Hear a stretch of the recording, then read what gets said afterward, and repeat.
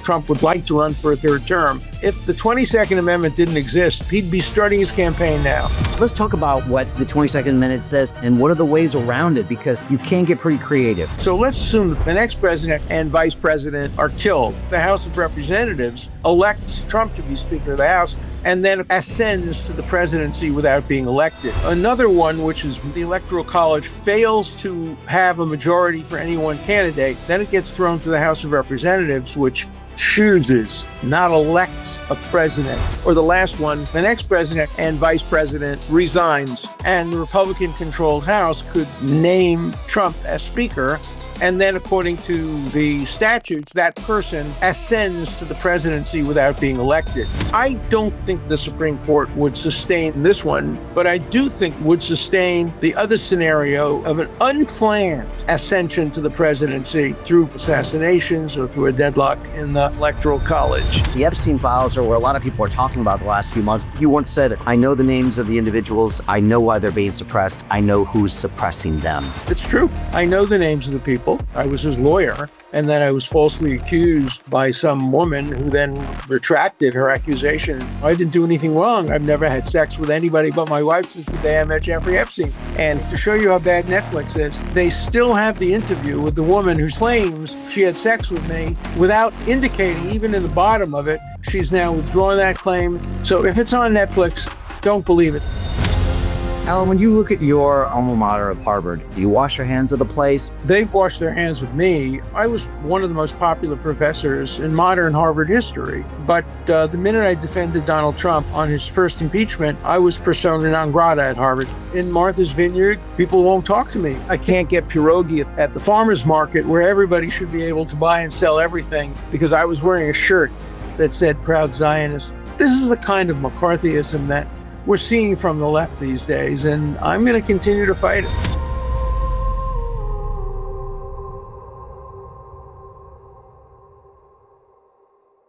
Hi, it's Brian Rose from London Real. You probably know that we've just recently been re-platformed on YouTube after 25 months completely in the dark. The truth is, I really need your help. What I really need you to do is click on that subscribe button right now, like this video, and maybe even leave a comment or share the link with friends. We're really fighting against an algorithm that's tried to keep us quiet for so long, and the more subscribers we have, the more people watch our content, the better guests we can bring you, the better content, and we can continue transforming lives. We've been doing this for 14 years now. I want to do this for another 14 years, but I really need your help. So click on that subscribe button, like the video, leave a comment, share this, and we're going to continue to bring you more and more great content. Thank you.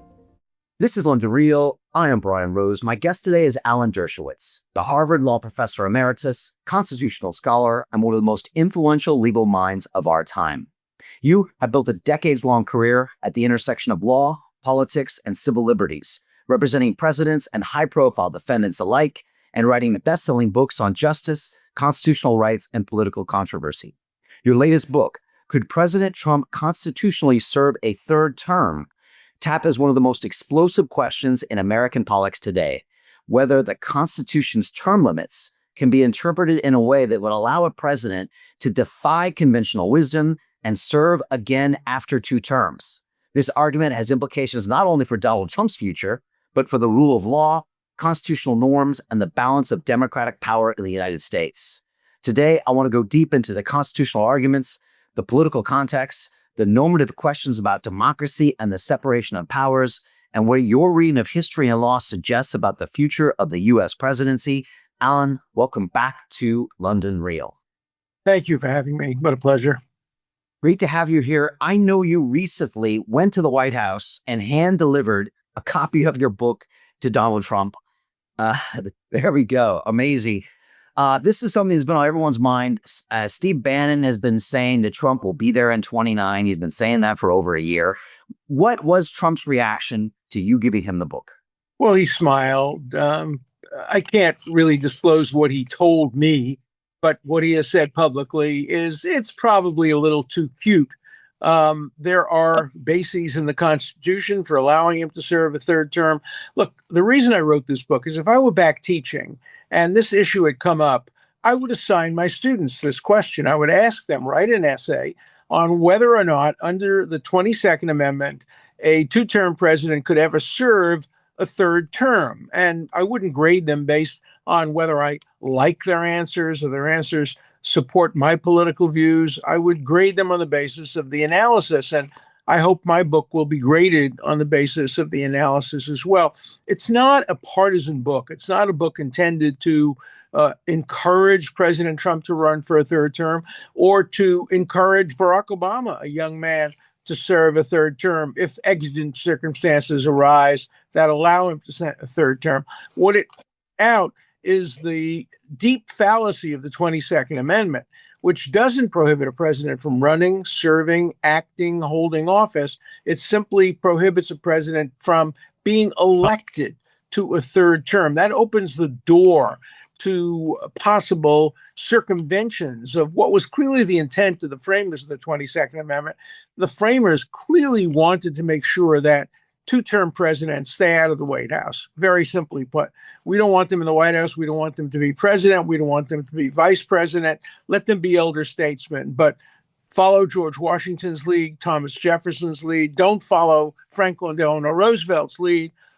Be a two-term president. That was the goal. So what happens constitutionally when the purpose of an amendment conflicts directly with the text of the amendment? And that's what happens here. This is not just an accidental omission of the words serve or hold or act. Those words were proposed. In my book, I have an appendix which lists all the proposals that were made, and Congress rejected an amendment that would preclude holding, serving, or acting. Instead, they adopted a much narrower term, being elected. So what should the courts do? What should we do as people in a democracy when you have a direct clash between the text of a constitutional amendment and its obvious purpose? And that's what I decided to write a book about. Well, maybe we can dive into that 22nd Amendment. You know, you made a reference in our interview recently I thought was interesting in that it's basically impossible to pass a constitutional amendment these days. And yet this one was passed back then. I'm also kind of curious if FDR had never done three, maybe this would have never come up and then never been a limit. And maybe you could speak on all of those things. Yeah, well, there's no question that would have happened. When the framers of the Constitution met back in Philadelphia, there was a big debate about whether to have term limits. Hamilton was involved in the debate, Madison, and after a lot of discussion, they rejected several proposals. One proposal was for a single 7-year term. One term can't be reelected. A second proposal was leave it to the people. Let the people decide. If you want Washington to serve 3 terms, 4 terms, 5 terms, hey, that's democracy. Ultimately, what prevailed was simply setting out that the term of the president is 4 years, but it doesn't mention anything about whether he can be reelected. In some countries, for example, you can't serve more than 2 consecutive terms. But if you are not consecutive, you can serve a third term. And of course, Trump lost the election of 2020. So if that proposal had been adopted, he could serve a third term. But no, they left it alone. And then Roosevelt defied convention. And what happened, interestingly enough, he was very popular in 1932, very popular in 1936. When he ran in 1940, even though Europe was at war, England was at war, and it was a time of great crisis, he got many fewer votes. And in 1944, he got even fewer votes when we were in the middle of the war, because a lot of people didn't want him to defy the convention of a 2-term president, but he did. And shortly after he died and Truman was president, they decided to invoke a constitutional amendment. Now, since that time, there have been some proposals. Maybe we should amend that amendment to make it clear that a president can't serve a third term, no matter Trump would like to what run the for a third mechanism term. is. If By the which he 22nd Amendment gets didn't into exist, that he'd be third term, starting but his that campaign hasn't now. yet Let's talk garnered about what the support. 22nd It's Amendment says possible my and what are the book ways and the around it, debate because you can't get pretty around a creative. potential So let's Trump assume third the next term president and will vice garner president enough are support killed for the House of Representatives. Now, it's very hard to amend Trump the to be Constitution Speaker of the House, but it's and much then easier to ascends amend the it to correct presidency the without mistake. being elected. For example, Another one, which is we the passed a Electoral College stupid fails constitutional to amendment have prohibiting majority the sale of for anyone liquor. candidate. Then it gets thrown to the House of prohibition. It Representatives, failed, which and very chooses quickly not thereafter, elect it a was president. amended For the last and one, the abolished. next president The and same vice thing president was resigns. true, And when women's Republican rights controlled House allowing name 18-year-olds Trump to as vote. Speaker. Those And then sail according through. to It takes the time statutes, because that you need person both ascends houses to of the Congress presidency and without you being need elected. three-fourths I of don't the think state. Supreme Court It's not would sustain impossible. this one, but I it's do difficult. think it It's would certainly sustain impossible to the do other it in time scenario of for an the next unplanned presidential ascension election. So to the the next presidency presidential through election assassinations will or be through a based deadlock on in the the Electoral 22nd College. Amendment as The it Epstein exists files are today. where a lot of people are talking about the last few months. You once said, I know the names of the individuals, I know why they're being suppressed, I know who's suppressing them. It's true. I know the names of the people. I was his lawyer, and then I was falsely accused by some for example, woman we've been who then trying for years to get an retracted equal her rights accusation. amendment passed. I didn't do anything wrong. It I've hasn't never had worked. sex with anybody There's but my always wife. been enough It's a barrier. Of Jeffrey course we Epstein should have and equal to show rights you how bad amendment. Netflix is, They still have the Declaration interview of with the woman who Independence claimed claims equal she had rights sex for all, with me, but without indicating indicating, even in the bottom of it, promote she's now equal rights withdrawn for that all. claim. Black people So if were it's on Netflix, fractional don't believe it. citizens, mostly Alan, when you look at non-citizens your all. alma mater, Harvard, Indeed, you at the wash your time hands of the of the place. Constitution, They there were washed their states hands that of prohibited me. non-Christians. I was one of the most popular from professors in voting. modern Harvard history. We didn't But, have equality. the minute I defended Donald Trump on and his of course first we didn't have impeachment, women's I was equality persona non grata until at Harvard. relatively In Martha's recently Vineyard, in people our, won't talk to in our me. history. I can't get many pierogi would argue at the we farmer's still don't have market full where everybody equality should be able for to buy black and sell people, everything for because I immigrants, was wearing a etc. shirt that said yet proud it would be very Zionist. hard to This get is a the kind of constitutional amendment, McCarthyism which that is seen we're seeing as from the anyway left these days, controversial. and I'm If going it's to not continue to fight it. controversial, if it's just, solving a problem that's obvious to everybody, then it could sail through. How did they sell the 22nd Amendment? Was it that we're America and we're not going to have a dictator?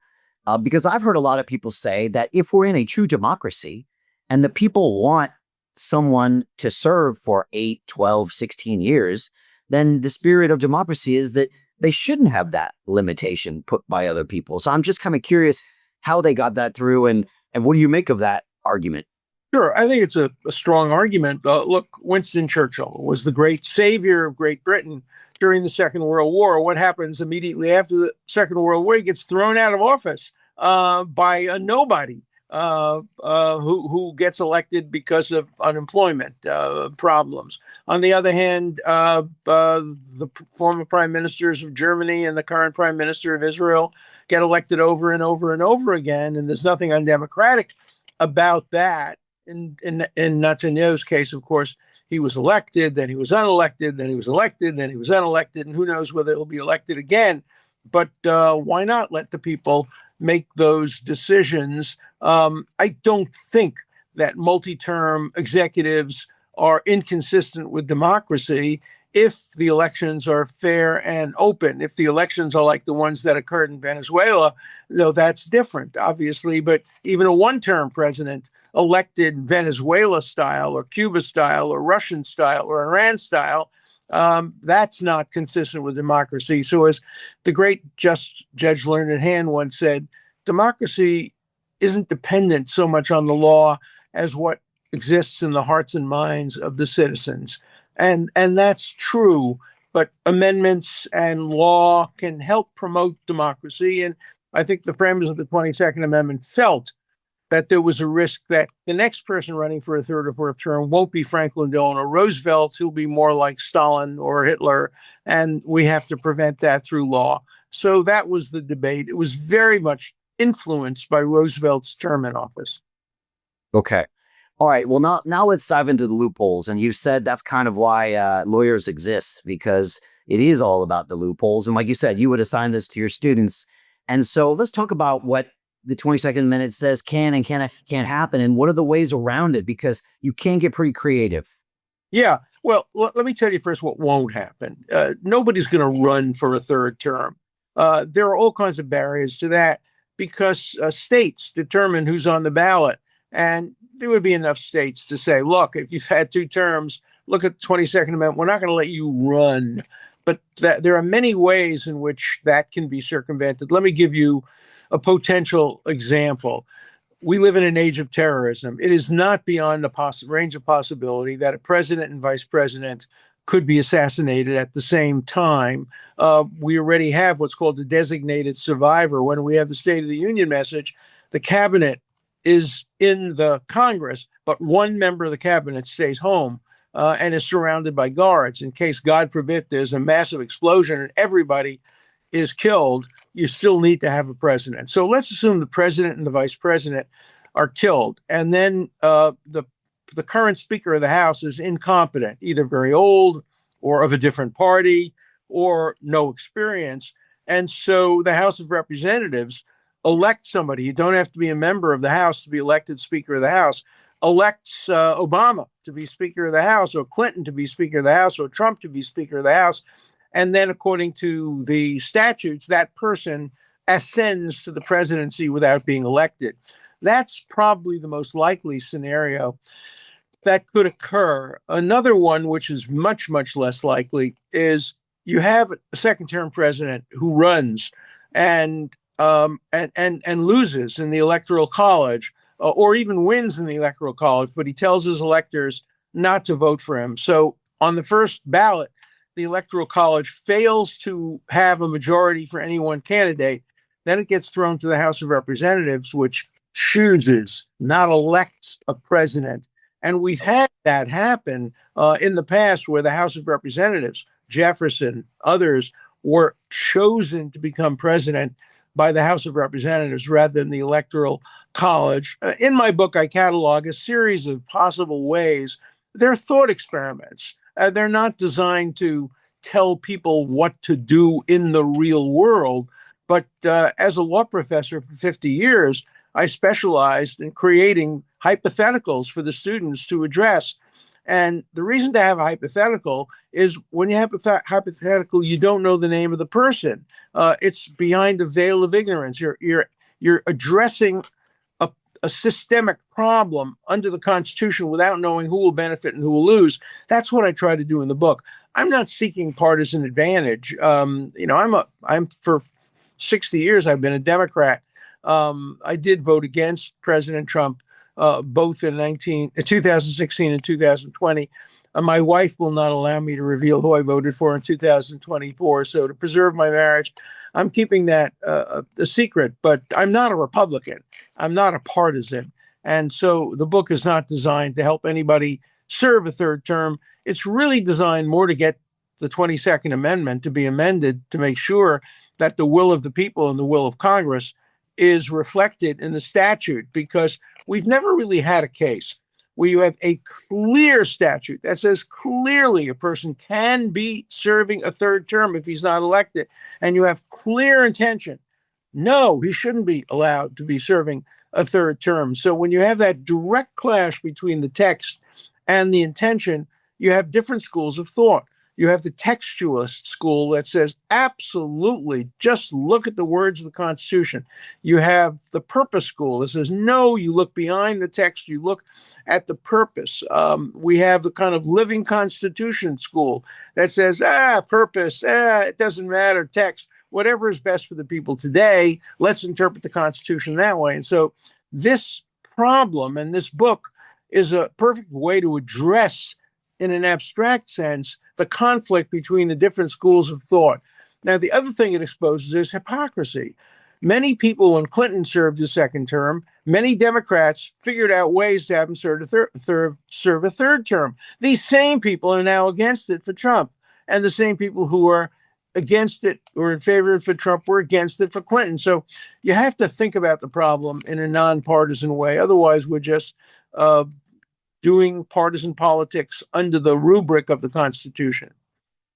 So, Alan, I did a little Monte Carlo simulation in my head and thought about what this actually might look like in practice. And let's say, for example, that you're right, maybe Trump wouldn't be silly enough to run because maybe places like Colorado, which almost didn't let him run last time, would specifically prohibit him being on the ballot, making it more difficult. But let's say the game plan was a Vance Rubio ticket, which in my opinion, will be the 28 ticket, with this agreement that once we get in, boss, we're going to move you to the top once we resign. I guess it would be President, VP, and Secretary of State would all resign, and then it would go to the House, and they could elect Trump. I'm gay. It wouldn't work that way. The way it would work, it's close, but the way it would work is the president and the vice president resign, then it would be the Speaker of the House, and the Republican-controlled House could name Trump as Speaker, and then he ascends to the president. It doesn't have to go to the House of Representatives. It could if you couldn't get an electoral college victory. But in the book, I address that because obviously that's Steve Bannon's approach. He says that's what should be done. It should be overt. The next election should be about. How do you get out of a rat race? How do you create wealth not only for yourself, but also for the generations to come after? I am absolutely amazed with the quality of companies that we're getting exposure to. We go on to Zoom calls with the innovators and the folks who are building new applications in metaverse, blockchain, artificial intelligence, decentralized finance. What's going on, everybody? Thumbs up if you can see me. We are focusing on early stage investment. And the quality of people that we're getting exposure to, whether it be Dan Tapiero with 1RT, Jason Ma from Open, Yatsu from Animoca. It's been a phenomenal experience thus far. It has far exceeded my expectations. We are focusing on cutting edge technologies. I view it now as the best investment I've ever made. The upside I view is unlimited. And as a retail investor, I would never get this exposure anywhere else outside of Investment Club. See you in the Investment Club. Whether or not Trump should serve a third term, and Rubio and Vance will just be puppets. You'll vote for them, but you know you're really voting for Trump. I don't think the Supreme Court would sustain that one because that's such a clear circumvention. But I do think the Supreme Court would sustain the other scenario of an unplanned ascension to the presidency through presidential assassinations or through a deadlock in the electoral college. So I think there's a difference between running for president a third term, which I think the Supreme Court and the states would create barriers to, and serving that third term through an unanticipated tragic event. One I pose in my book is that there is a massive terrorist attack on the United States. At the same time, it has another pandemic. And so we have the perfect storm, and none of the people qualified to take over are able to do it. And so the public demands that one of the prior two-term presidents, who's very popular, serve as president. Would the 22nd Amendment ban that? And my answer is probably not. Probably that would happen, but not the calculated Steve Bannon approach. I think that would fail. And, maybe that would be the right thing. It was so much uncertainty, you'd think it would be great to have someone that people felt confident that could actually run that country. When I was game planning the Vance Rubio scenario, either overt or covert, I also thought that once you got to that day, that they might just stand up and say, you know what, the old man's 84 now or 83. We're just going to not do what we told you we were going to do. When's the next time I'm necessarily going to get elected president? JD could think in 4 years, I'll take it, but you might not. And they might just, kibosh the plans to move him into power. And that, it seems to me that could happen very easily if was some type of covert plan, and hard to guarantee even with the most loyal people. I agree with you. And that's why when you have a constitutional amendment, it should be written in clear and certain terms. It shouldn't be ambiguous. It's not like the First Amendment. Congress shall make no law abridging the freedom of speech. That's vague. What is freedom? What is the freedom of speech? What is due process? What is equal protection? Those are all subject to debate. But when you have constitutional qualifications like 35 years, it's not 34 and 11 months. It's 35. And it's not 33, but very mature. It's 35. I guess the worst part of the Constitution, the one that nobody can understand, is in the Bill of Rights in the Seventh Amendment, when it says, in any case involving $20 or more, you get trial by jury. What does $20 mean? $20 back in 1793 or $20 today, which would be $500 or $1,000? No constitution should ever have that kind of specificity of $20. In fact, when Madison wrote that amendment, he left the numbers blank, and then Congress filled in stupidly $20. So, there's something wrong with the Constitution that's too specific, but there's also something wrong with the Constitution that's too vague. You don't want to say a person has to be old enough to be mature to run for president. You should say 35 years. Now, you might want to amend that because at the time of the Constitution, 35 was pretty old. People didn't live beyond 50 or 55. Today, 35 is a kid. Who wants a 35? Look, we have a 34-year-old mayor of New York, and I'm not happy with him. And people aren't happy with him. So, you want specific criteria for who is president. And one of the specific criteria should apply to whether you can have a third term. And the 22nd Amendment fails that test. It's interesting how you said that you think the Supreme Court, even a conservative leaning one, might block it if they thought the intention was to specifically circumvent, that amendment. I didn't realize that would come into play potentially. I think so, but you can't be absolutely sure. There would be a couple of justices who say text is text. We're not going to fool around. We're not lawmakers. We're law enforcers.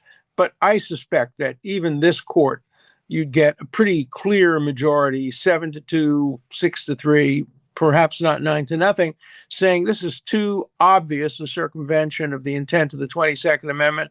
We're not going to permit it. Now, would the Supreme Court really prevent the person from serving for president? Remember what happened in Andrew Jackson's day when the Supreme Court made a ruling that was extremely unpopular. President Jackson said, all right, they made the ruling, now let them enforce it. I'm not going to. And there were those in the South in 1954. I remember this. I was 16 years old and in high school. There were those who said, you ruled that schools must be desegregated.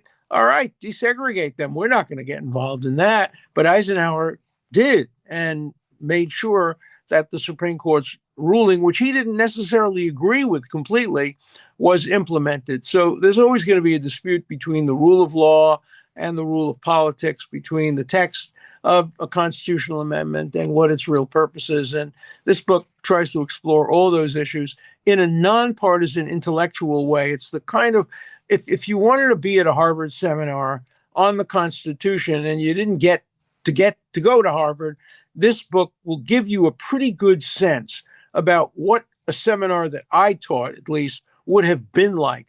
There are no right answers or wrong answers necessarily. There's just better analysis and not so good analysis. And that's what I try to promote in this book. Well, it's going to be interesting to see what happens. Trump seems to be demurring now. He actually doesn't seem to be entertaining this.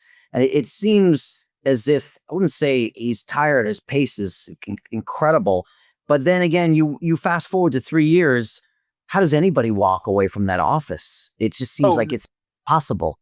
And I can tell you, I was with Trump in the Oval Office a couple of weeks ago, 25 minutes alone, basically. The man is a bundle of energy. He'd love to serve a third term. I have no doubt about that. If the 22nd Amendment didn't exist, I have absolutely no doubt he'd be starting his campaign now. He'd be running for a third term. It would depend a little bit on the midterms, but the midterms generally go against the incumbent president. Maybe, I think it'll be split this time. The Senate will stay in the hands of the Republicans. The House may or may not. And that means he won't be able to get his programs through for the next 2 years. And that would incentivize him to run even more, because if he ran, he would probably carry with him the Senate and the House, and he'd have another at least 2 years to implement his program. So I have no doubt that Trump would like to run for a third term, but he believes that it would be too cute for him to try to do it directly. But if he were appointed, 2 years into retirement, he'd be 90 years old. But hey, I'm 87 and I'm doing a pretty good job here today. So, let's not be ageist. Yeah, he turns 80 in June, I believe. That's where he is right now. Yeah. And again, like you said about age, you could argue another 100 years from now, we're all going to be living much longer as well. So this question becomes even maybe more relevant for how many someone can spend. And I think people not only living longer, but they're living longer and healthier. And, David Ben-Gurion served as Prime Minister of Israel. well into his 80s. Of course, Biden didn't do so great, and neither did Reagan into their old age. So we have examples on all sides, and people should be judged based on their individual ability. One problem is, as you get older, you can seem really, really, really very, very wise one day, and then within a week or 2 weeks, your mind diminishes a little bit. Obviously, that could happen with younger people too, but it's much more likely to happen with older people.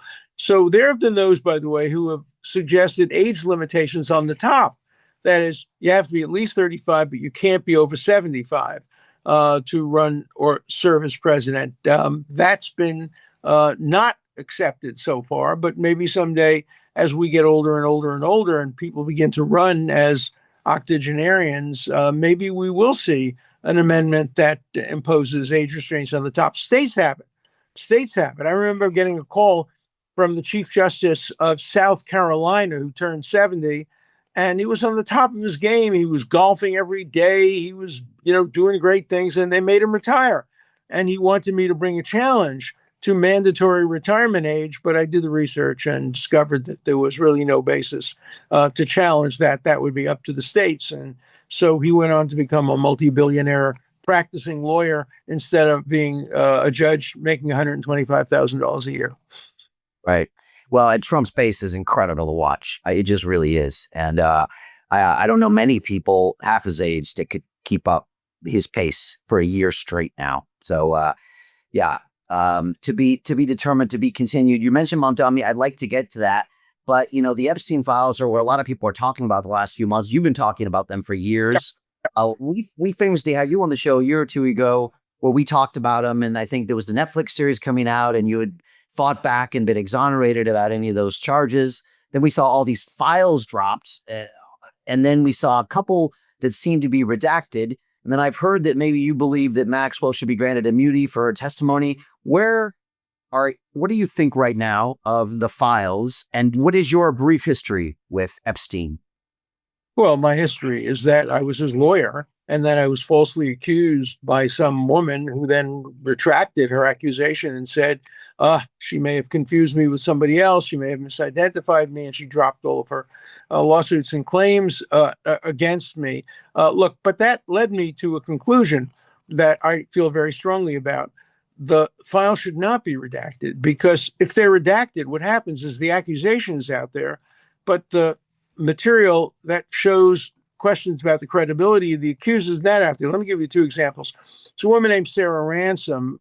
She accused everybody. She accused Bill Clinton, Hillary Clinton, Trump, Richard Branson, you name it. She accused everybody. She said she had videotapes of them having sex with children, and that became a story.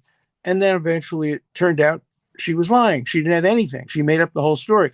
If you have just the accusation and you withhold the credibility issues because you call them victims or survivors, many of them are victims and survivors. Some of them are fake. Many of the women who collected $50,000 from Epstein never met him, never saw him. Their lawyers just said, come on, just say you were there. You were living in Palm Beach at the time. Go collect the $50,000. And they did.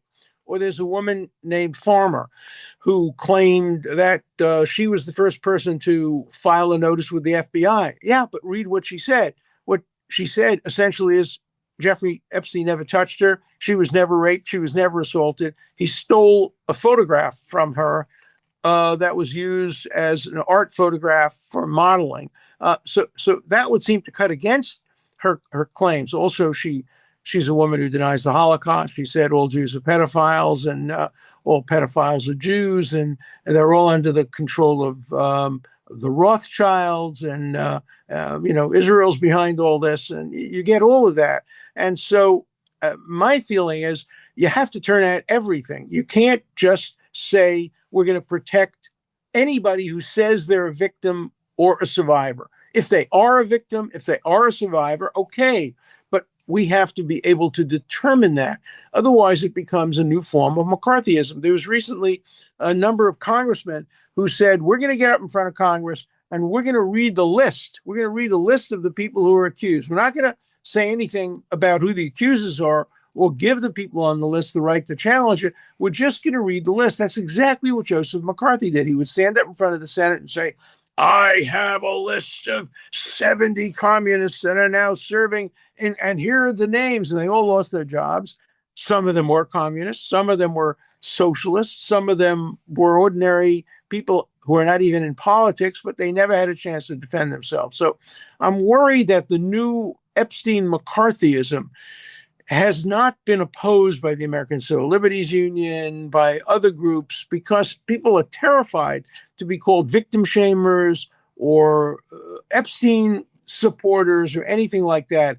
It's become toxic, and it really hurts civil liberties. So I want, as I've said from day one, full and complete unredacted disclosure of everything so that the American public can make up their own mind about who's telling the truth and who's not telling the truth. You know, Trump has always said that this was suppressed by Democrats for many years, and then they were then pushing for it. But a lot of the people implicated, I mean, including the former, president of the of the Democratic Party. So, is it strange to you that it seems to be a talking point of the left to keep release the files, when ultimately it might be a lot of them being incriminated? Well, I don't think anybody's going to be incriminated. I think what we already know is all there is. There's going to be more about Clinton flying on the plane. We know he did that. He flew to Asia with Epstein. We know that Trump knew Epstein in the early 90s. We know that I was his lawyer who got him the deal that people think was a sweetheart deal.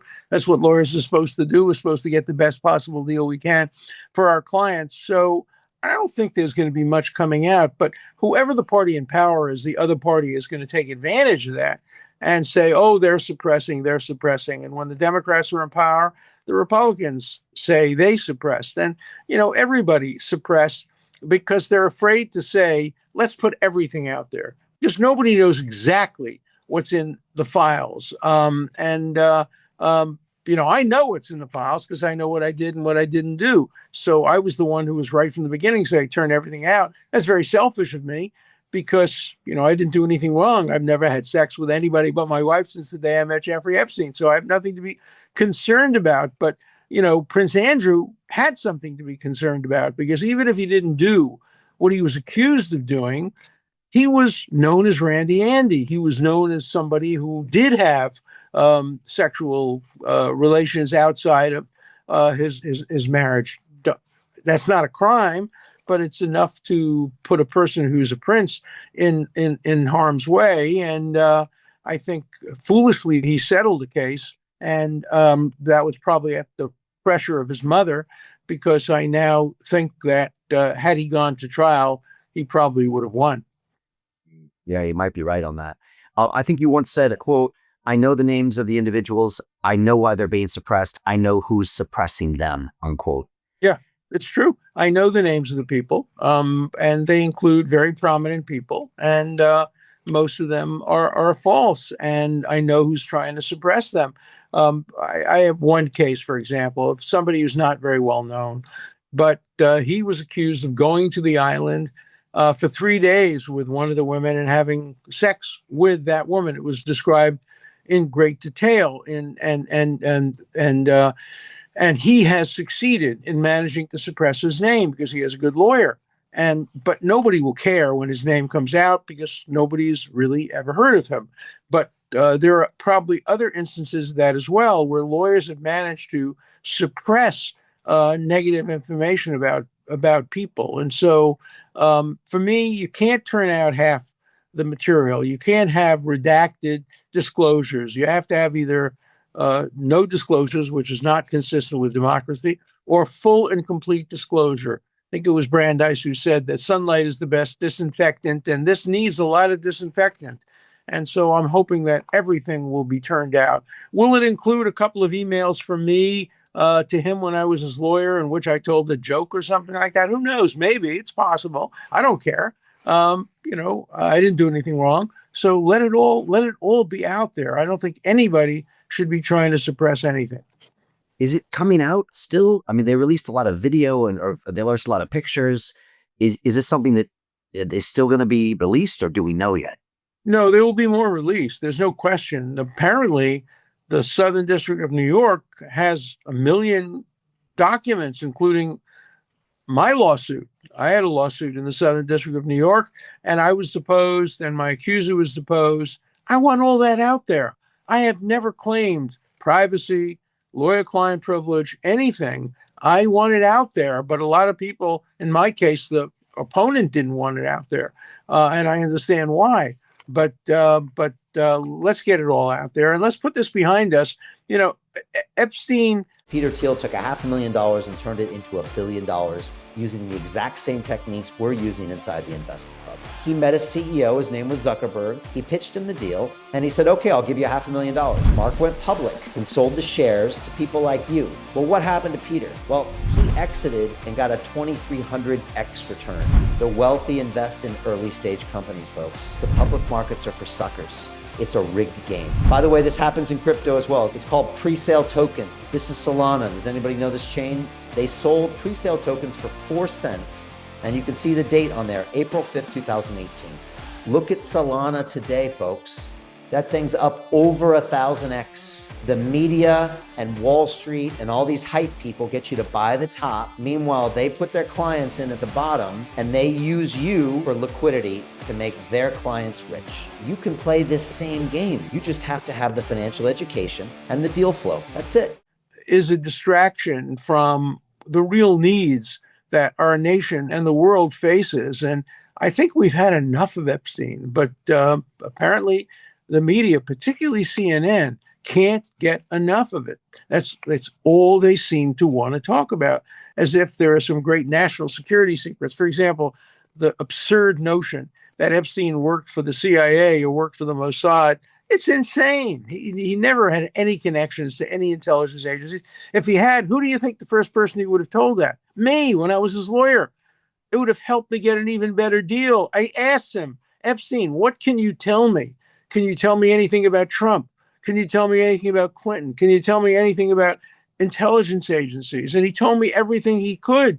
And I got him the deal, helped him get the deal, but I would have gotten a much better deal if we could have said that he worked for intelligence agencies, but he didn't. And I'm sure that's why he didn't tell me. And how did he die? Boy, I don't know the answer to that. He was not suicidal. He was a guy who loved life and lived it to the full. And he was also about that Monday or Tuesday to be arguing for bail. And remember, at the time, a lot of this stuff hadn't yet come out. He might very well have gotten a bail. And so the case for his suicide is a weak one. Why kill yourself on the eve of perhaps getting released?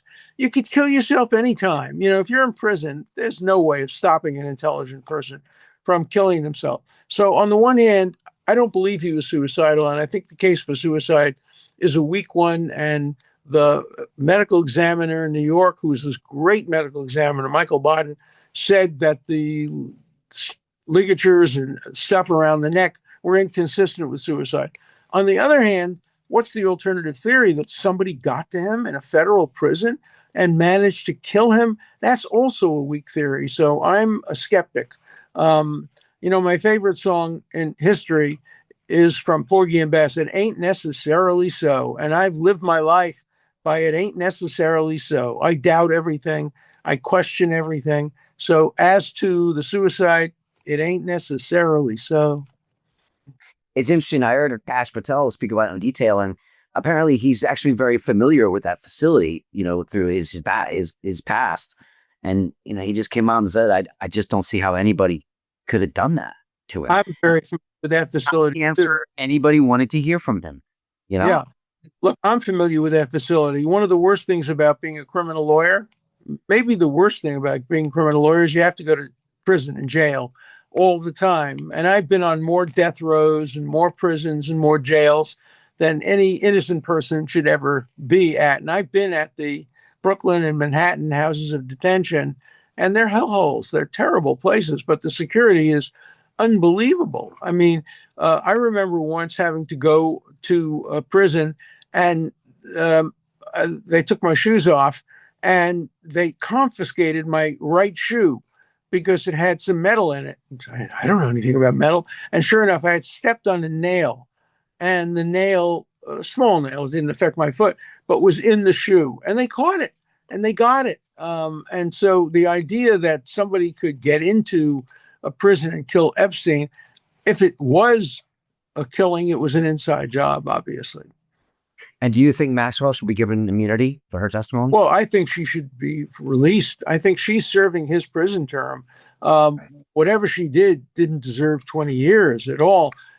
Had he stayed alive, she probably never would have been prosecuted, but somebody had to be prosecuted. And so they gave her his prison term, and I think she's serving it. So I do believe she ought to get a commutation or a pardon, not a pardon necessarily, but a commutation to time served or to a lesser sentence, 5 years or something like that. But the sentence she got is way disproportional to what she was accused of doing.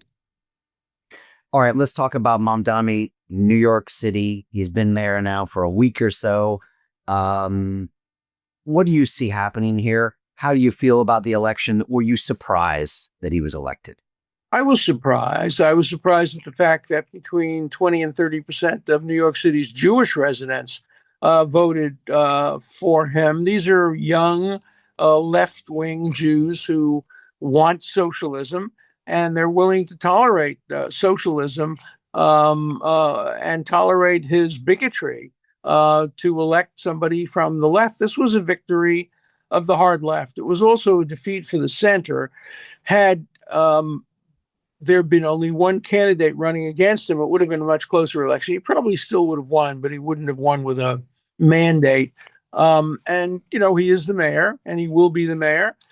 And we who care about civil liberties and about equality have to keep an eye on him. If he tries to arrest Netanyahu when he comes to New York, I will be at Netanyahu's side. I've been Netanyahu's lawyer for a long time, and we will file a lawsuit in federal court immediately to prevent that from happening.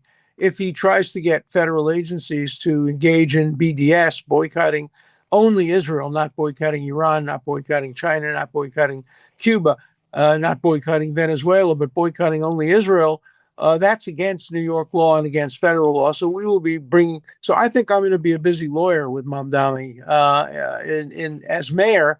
But look, the people spoke, and it was a fair election. He did a very, very good job as a candidate. You got to give him credit for that. Let's see if he does a good job as mayor. You know, he had that famous meeting with Trump where, you know, they kind of buddied up a bit. But then ever since his first day in office, it seems as if he's using the office of the mayor of New York to be kind of the voice of the Democrat Party. And he's calling out global events and calling out, you know, the Venezuela grab, et cetera. And he really is using that not just to run New York City, but really to be the voice of private party. I guess we shouldn't be surprised by that. No, and he's a very smart guy. He understands that if you are really nice to President Trump, and if you say nice things about him and go to the Oval Office, you know, Trump judges people not based on what others say about him, but his own impression. And he managed to persuade Trump that he'll be a decent person. Whether that will last over the next years, nobody knows. But right now, they seem to have a tolerable relationship. But it worries me because I think that the Mamdani phenomenon is not limited to New York. It will apply in Minneapolis, Minnesota. It will apply in Chicago, probably San Francisco. It will not be statewide or nationwide. I don't think Mamdani could win a statewide election in New York. Neither could AOC. Neither of them could. Mamdani is disqualified from running for president. Maybe he can hire me to find a loophole in the Constitution to say, well, natural born doesn't really mean that he has to have been actually born in the United States. Uganda. Would you take him as a client, Alan? Of course you would. No, not on that issue, because it would be frivolous.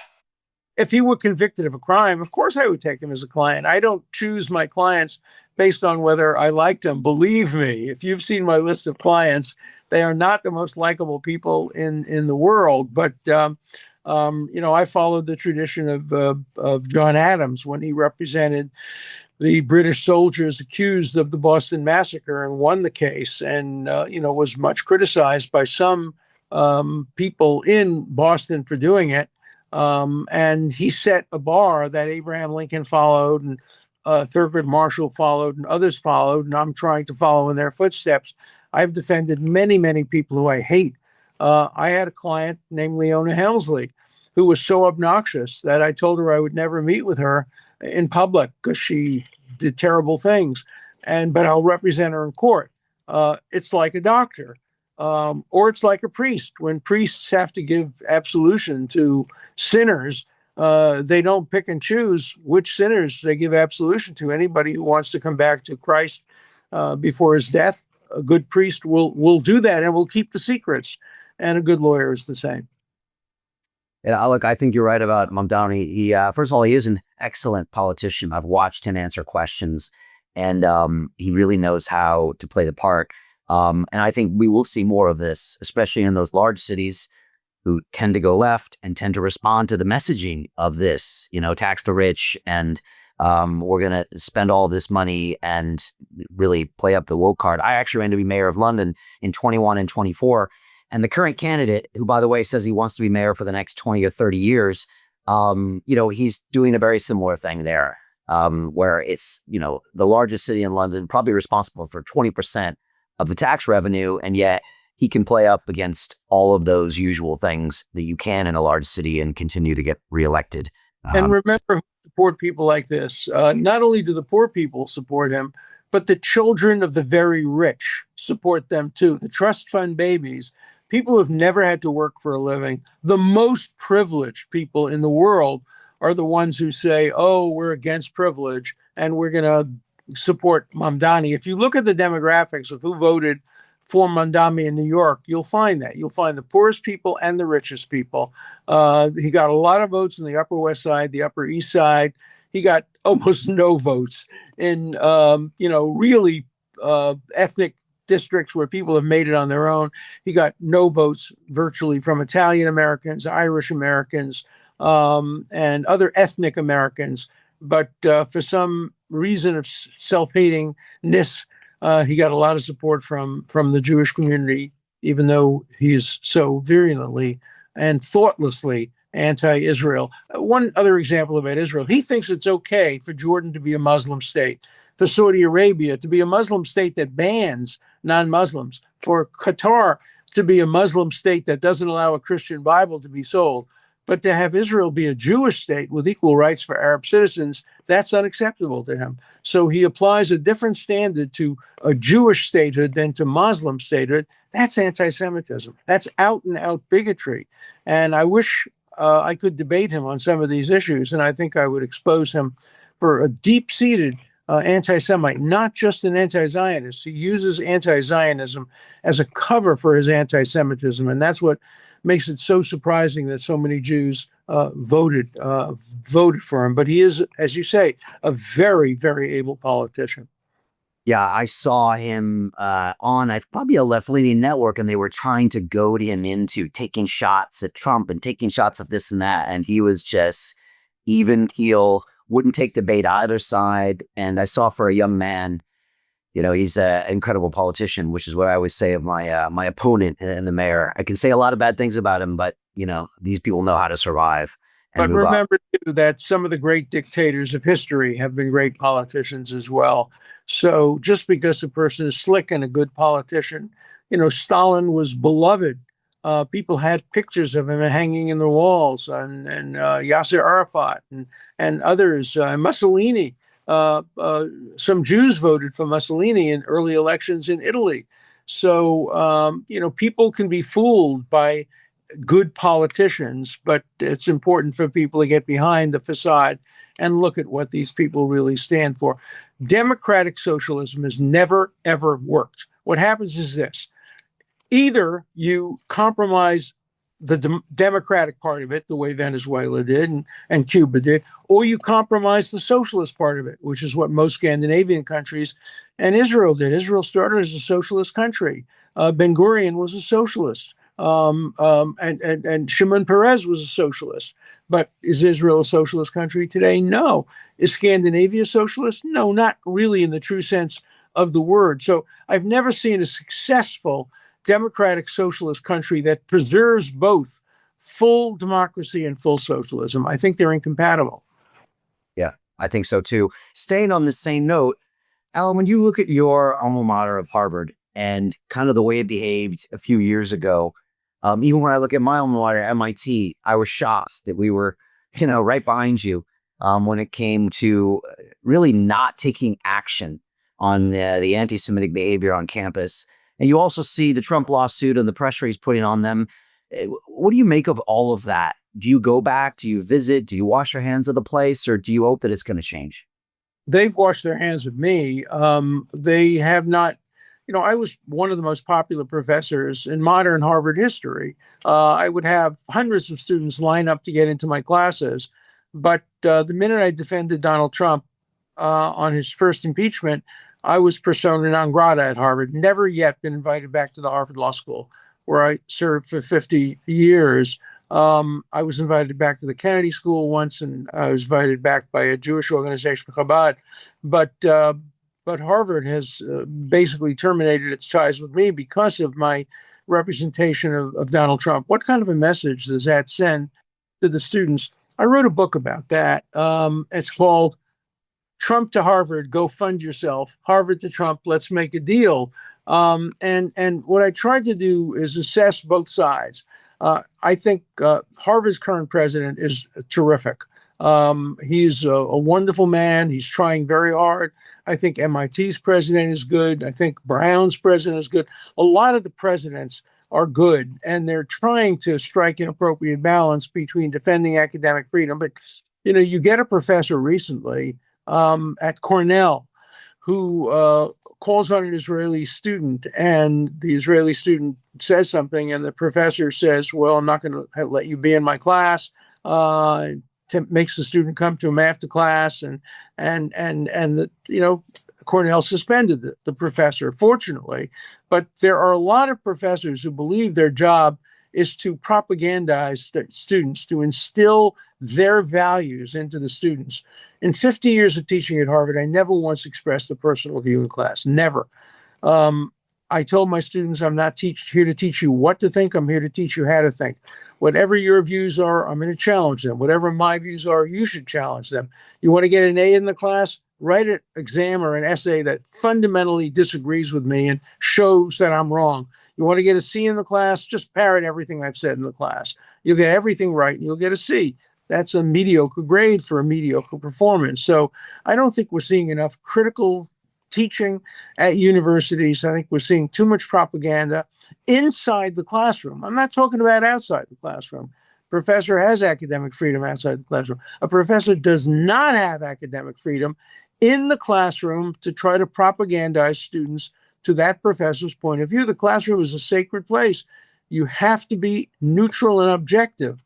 The Chicago principles that are followed more in theory than in practice say universities must be neutral. They are the forum for disputed views to be put forward. But when you have a class like in Cornell about Gaza, apartheid, and genocide, and you won't allow an opposing point of view to be expressed in the class, and the teacher says, I have academic freedom to use the class to try to persuade people that Israel is engaged in genocide, that's not teaching, that's propaganda. Wow. Do you expect the president to make some change? I think it's a process. I think Harvard is fighting back. I think the Harvard administration would like to settle the case. I think President Trump would like to settle the case. I think there are extremists on both sides. Some faculty members who don't want the case settled, they want this to be a fight, and some within the administration that don't want it settled. They think that Trump benefits from having a fight. So I think we'll see whether or not wiser minds prevail and the matter is settled the way it has been at most or many universities. Brown settled it, other schools settled it. And I think there are settlements that are really possible, but the settlements must entail making sure that universities remain neutral and prevent intimidation of students, prevent violence against students, while allowing freedom of speech outside the classroom. But inside the classroom, a professor is constrained to be kind of a moderator and not a promoter of a particular political ideology.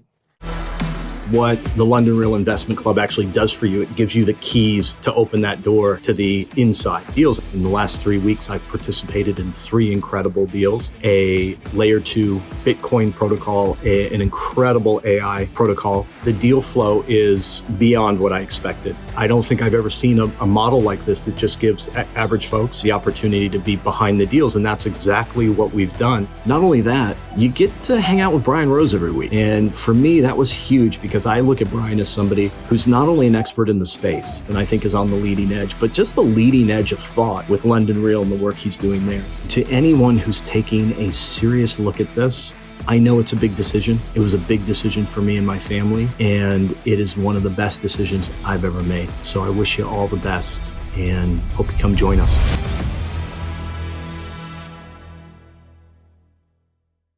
And to be clear, the only reason they're doing this is because Trump is withholding federal funding. Otherwise, they might not even bother. Well, I think, yes, I think that probably is what stimulated it. But I think that today some board members and some donors are also having an impact on universities. And what I decided to do once October 7th occurred is to basically put a little pause on my serious books. I've written 55 serious books, and I decided to promote a series of pamphlets to be given out free on college campuses. So the first one was the 10 big anti-Israel lies and how to refute them. The second one was the Go Fund Yourself. Then there's one called Palestinianism. And the final one that's just come out is Jewish Blood is No Longer Cheap. We're giving these out free on college campuses. I would never, ever dream of assigning any of these pamphlets to a class or even telling the students about the pamphlets in a class. Not in the class. In a class, I take the opposite point of view. For example, I've been a lifelong opponent of the death penalty since high school. When I was a law clerk on the Supreme Court, I helped write an opinion against the death penalty. In class, I would be the devil's advocate supporting the death penalty because nobody else would. And I would be making all the arguments in favor of the death penalty so as to challenge the students to come up with better arguments against it. And if I ended up with students who were strongly in favor of the death penalty and had better arguments, I did my job.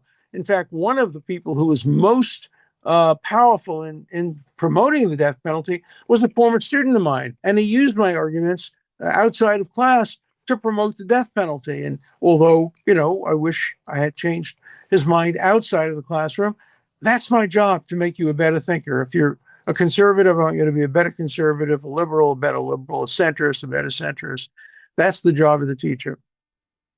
Well, I hope we can get our universities back to where they should be. I was at MIT from 89 to 93. And when I saw kind of what was going on the last few years, it's just shocked me because especially for that institution, it should not be a place where anyone ever feels uncomfortable to say anything. And I mean, no institution should, but I really hope that they get back on track. The two people I met in MIT at the same time were Benjamin Netanyahu, who was a student there in the 1970s, and Noam Chomsky. And you couldn't imagine two more different people, but they were both very closely identified with MIT, and that's the way it should be. Schools should not be breeding grounds of one particular ideology over another. That's what communist schools do. That's what happens in the former Soviet Union, Cuba. It's what happens in Iran today. That's what happens in the Palestinian Authority, Berzit University.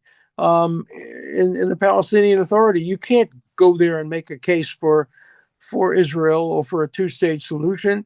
You have to be down the line accepting what Berzit University wants to do. But at Hebrew University, you can make the case for a Palestinian state. You can make for a case against Zionism. You can do whatever you want because that's a true university. And I think we have to get back to having universities that are forums for diverse points of view. Yes, I do too. I just want to finish on your thoughts on the actions in Venezuela over the weekend, and then maybe the subsequent kind of deals or proclamations we've heard afterwards, whether Trump's running it or they're giving away their oil? And is it also true that you're going to be representing Maduro in the Southern District? No, I don't think that's true. I don't. He has a good lawyer. He has a good lawyer, and I would not turn down a case just because I disagreed with a person's politics. I think the Venezuela thing, I have a split decision on that. I think the decision to go in and arrest an indicted defendant who can't be extradited is completely consistent with not only international law, but precedent. The best precedent, of course, was Obama's decision to go in and take out Osama bin Laden. Now, the difference is that Obama issued a kill order. He didn't want him arrested. He wanted him killed. He wanted him taken dead, not dead or alive. That is much more questionable than sending in troops to bring him out alive, to have him tried in New York in front of an excellent judge, where he'll get due process, represented by excellent lawyers. So I think that part was perfectly acceptable, morally, legally, and in every other way. When you get to we're running Venezuela, you have to wait and see what that means. It should be returned to its status as a democracy. It was a great democracy for many years. It was really a shining light of South America. And now it's a place where people escape from. Many of my neighbors, I live in the winter in South Florida, in Miami Beach, and the place is now filled with Venezuelan emigres who left the country, Cuban emigres who left the country. I mean, you can tell a country by who leaves it and who wants to come to it. The greatness of America is represented by the fact that everybody wants to come to America. Everybody wants to be a citizen. Nobody wants to stay in Cuba. Nobody wants to stay in Venezuela. Nobody wanted to stay in the Soviet Union. Nobody wants to stay in Iran. So people vote with their feet, not only at the ballot box. Last question. Are you still having a hard time getting pierogi at Martha's Vineyard? Or well, is that... I can't get pierogi on Martha's Vineyard. The guy won't sell me pierogi because I'm a Zionist. But I have to tell you, so many people have offered me free pierogi, which has been so much better. There's a store in Florida that says I'll have free pierogi for life, and they're Polish pierogi, which are absolutely phenomenal. When I was in Poland recently, I ate pierogi. They were great. So it was an important event because here you have a city-sponsored farmer's market where everybody should be able to buy and sell everything. And this bigot wouldn't sell me a pierogi because he didn't like my Zionism. I was wearing a shirt that said Proud Zionist, and I was probably wearing this pin, which I still wear, for the one hostage body that hasn't been returned. So I'll continue to go back to the farmer's market where I've been going for 50 years, and I'll buy products that I like, but I won't buy pierogi anymore. I'll get my pierogi from better, more authentic pierogi makers. But, that's life. In Martha's Vineyard, people won't talk to me. Some of them won't talk to my wife. My wife got excluded from a club recently, a feminist club that claims that they have judged women on the basis of their merit, not the men in their life. And they basically accepted my wife until she filled out a form disclosing who her husband was. And as soon as it was disclosed who her husband was, she was told not to apply to the club, that they wouldn't accept her as a member. This is a feminist club.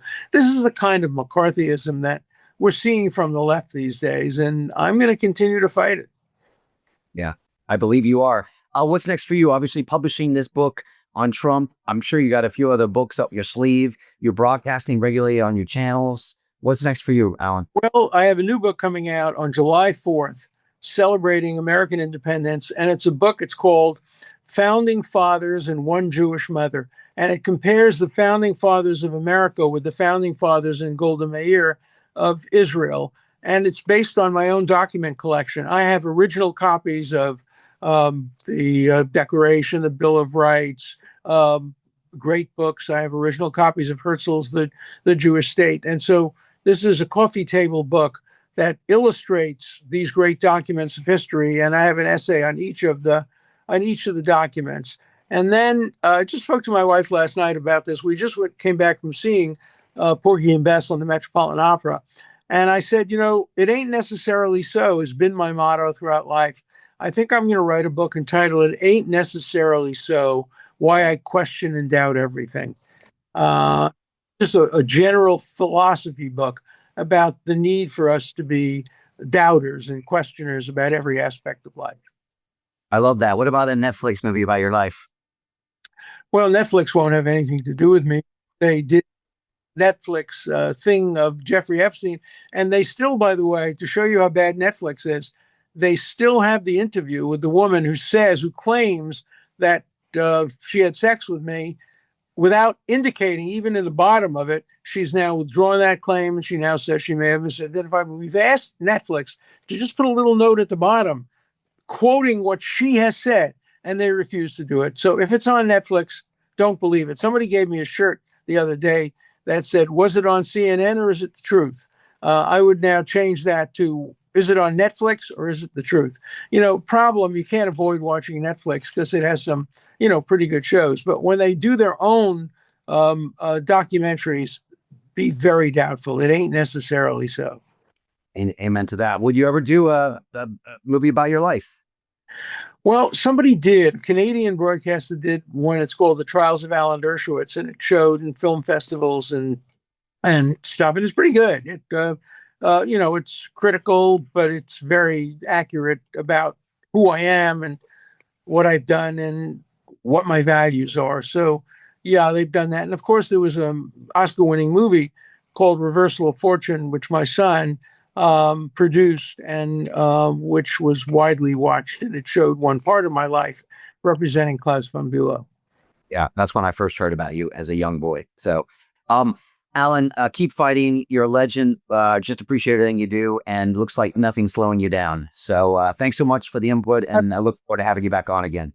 Thank you, because you're a great interviewer. You really, really get to the bottom of issues, and you give the interviewer an opportunity to express himself, and it's great. So anytime you want me back on your show, you got me. All right, you got it. Thank you, Alan. We appreciate you, and we'll see you next time. Thanks, everybody at London Real. Follow this man, and until then, bye-bye. Hi, it's Brian Rose from London Real. You probably know that we've just recently been re-platformed on YouTube after 25 months completely in the dark. The truth is, I really need your help. What I really need you to do is click on that subscribe button right now, like this video, and maybe even leave a comment or share the link with friends. We're really fighting against an algorithm that's tried to keep us quiet for so long. And the more subscribers we have, the more people watch our content, the better guests we can bring you, the better content, and we can continue transforming lives. We've been doing this for 14 years now. I want to do this for another 14 years, but I really need your help. So click on that subscribe button, like the video, leave a comment, share this, and we're going to continue to bring you more and more great content. Thank you.